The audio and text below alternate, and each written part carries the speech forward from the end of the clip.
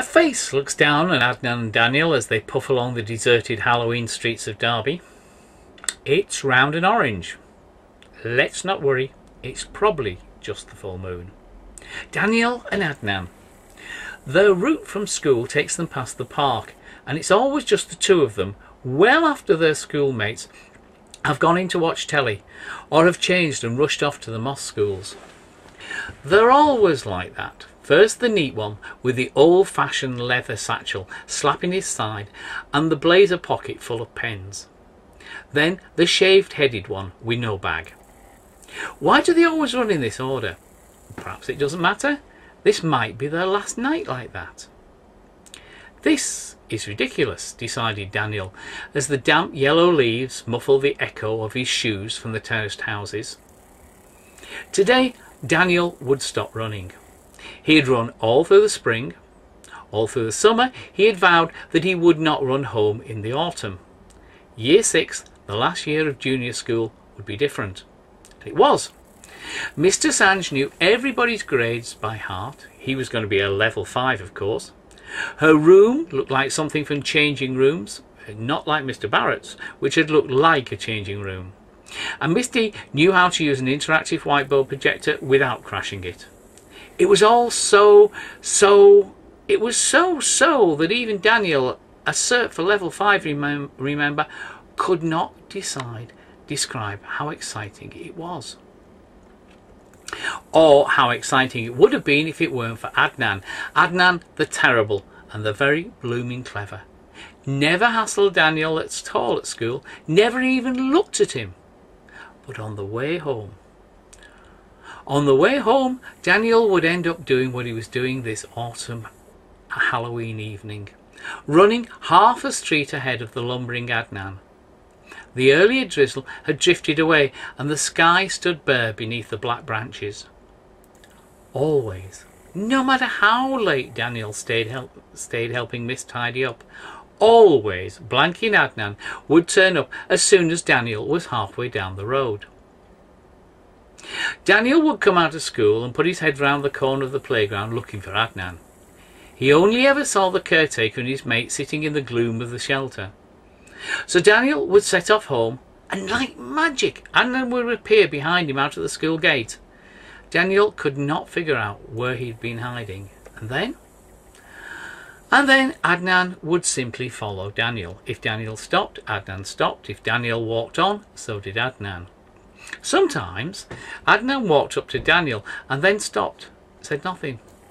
If Daniel said "what" or "after you" or "what are you waiting for," Adnan would just repeat what he said.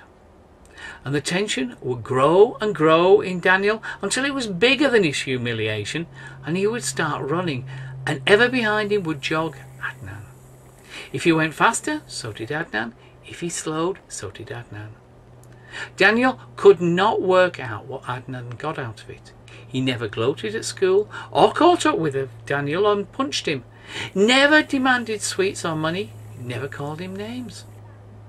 But what really puzzled Daniel was that Daniel, had never told anybody what was happening. In fact, Daniel, who had stood up and told the whole school at assembly that it was right to tell the adults and shame the bully, realised that he was proud of not telling. Adnan was doing his best to terrorise him, and Daniel would not be worn down. Why couldn't Adnan just live and let live?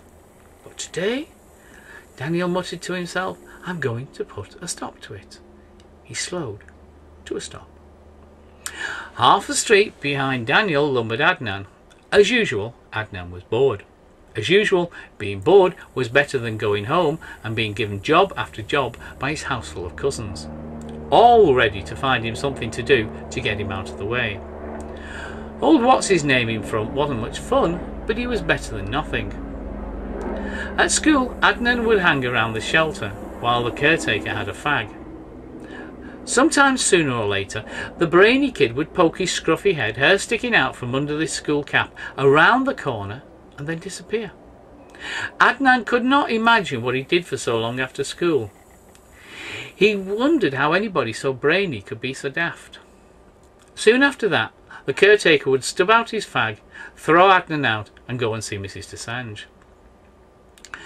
Adnan would mooch off homewards, half a street behind the brainy kid. After a bit, for no reason, the brainy kid would start running. Sometimes he would stop running and start asking Adnan daft questions that didn't mean anything. Adnan couldn't be bothered answering him. He'd just wait till Thingy started running again. Then Adnan would go back to pretending that he was Rocky training for the big fight, and that Thingy was his trainer, pacing him. Trouble was, the brainy kid ran like a chicken. Maybe, it occurred to Adnan, I should be his trainer. If only the kid wasn't so snobby. Why should he be unfriendly to Adnan, who had a perfect right to be on the street? In fact, it occurred to him, probably a better right than him. He'll have this posh house with a room of his own. What's-it had no right begrudging Adnan his bit of street. Adnan was fed up with What's-it's attitude. Why couldn't Daniel, that was his name, just live and let live? In fact, decided Adnan, I'm going to put a stop to it. A banger cracked like a starting gun. 50 metres ahead of Adnan, Daniel turned into a long alley that he normally shunned. Behind the high wall on one side of the jitty spread the Arboretum Park. On the other side were the backs of terraced houses. Usually, Daniel would go out of his way to avoid its narrow, escapeless length. It led down to the monster bonfire, which was being built on the wasteland. Officially council, a group of older boys had taken the pile over, and they could be... Daniel searched for a word with his sensible mind and decided on boisterous. A different part of his brain muttered another word beginning with B. He told it to be quiet and put his school cap into the pocket of his uniform and slowly, deliberately started to run along the long passage towards the bonfire. The autumn sky was a slice of jade, glowing pale green. The walls on either side were inky blanks. The occasional lit window looked like a square cut out of black paper. You could imagine that the walls really were made of paper. Behind them, a millimetre away, could be anything you might like, or not like. Witches, or ghosts, or ghoulies. Why not? It was Halloween after all. A rocket split the sky. 40 metres behind Daniel, Adnan speeded up. He did not like this alley. It was spooky, as was the fact that the sky was light while night already possessed the ground. It made the sky and the land seem like separate countries. A Roman candle went off with a sound like turning cloth.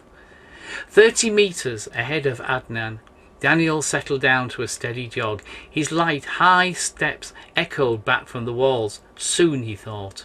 20 metres behind, Adnan piled on the pace. The thud of his heavy shoes reverberated in the passageway.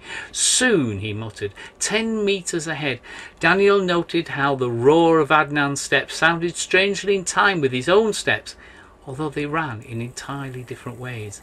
Nearly, he resolved. 5 metres, thought Adnan, nearly. The icy air in the dark alley froze his face. 2 metres, Daniel told himself. He felt as if he was running down a film set between walls of cardboard. 1 metre, they panted. Now, now! In the middle of the passage, Daniel swung round to confront Adnan, and Adnan grabbed for Daniel to ask him why he was such a snob. A barrage of fireworks went off, filling the alley from end to end with a waterfall of noise. Adnan and Daniel slammed together and wrapped around each other, crashed into the high black brick wall of the park, and rolled through that brick wall as if it were just the curtains on the stage at school.